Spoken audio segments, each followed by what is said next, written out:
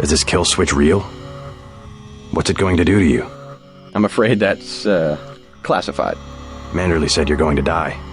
You've got to have God clearance to know. The nanites can be programmed for exponential growth. There's a chopper that can take us to Hong Kong. You know Jock? First, you're the only one that can help. I need to send the NSF distress code. UNATCO tracked Lebedev to the other NSF bases, and to Silhouette in France. I came to get you out of here. JC, you've got to believe me. UNATCO takes payoffs. Silhouette, the other terrorist groups, they're our allies. You've done what you can for the rebels. Let's go. You want proof? Pay a visit to the NSF headquarters. Down in the basement, protected by booby traps, a data cube sits on the edge of a table. My report to the militia leaders. Here, I have a photograph of the building. It's a couple blocks to the west, behind the bar. And I suppose while I'm there, you want me to encrypt a signal with the NSF transmitter, bypass UNATCO SIGINT? A lot of people could die. My friend Chad, for example, the leader of Silhouette. I'll check out the facility, but I can't promise I'll help the terrorists. Be ready to leave for Hong Kong when I get back. You sure you're alright? No worse than a bad cold. What kills me is just that they have this kind of power. The power, yes, but the fact that it's been there from the beginning. A lot of things are starting to make sense. You remember Mom and Dad?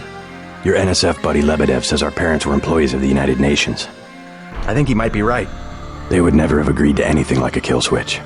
Remember, I knew them longer than you did, and after what Tong showed me, I'm pretty certain we don't have a stitch of DNA in common with either of our supposed parents. They've opened up the street behind the bar. The NSF base is on the other side of the tunnel. Silhouette's not much to speak of militarily, but you might call them the brains of the resistance movement. They go after public opinion.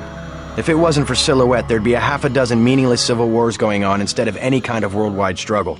Ironically, to fight the One-Worlders, we ourselves have to become a global organization. It's been easier than we expected. Average people are beginning to wake up to the fact that bigger isn't better.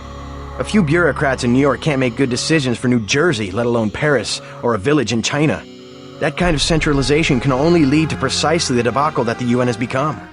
Somehow the notion of unalienable liberty got lost. It's really become a question of what liberties will the state assign to individuals?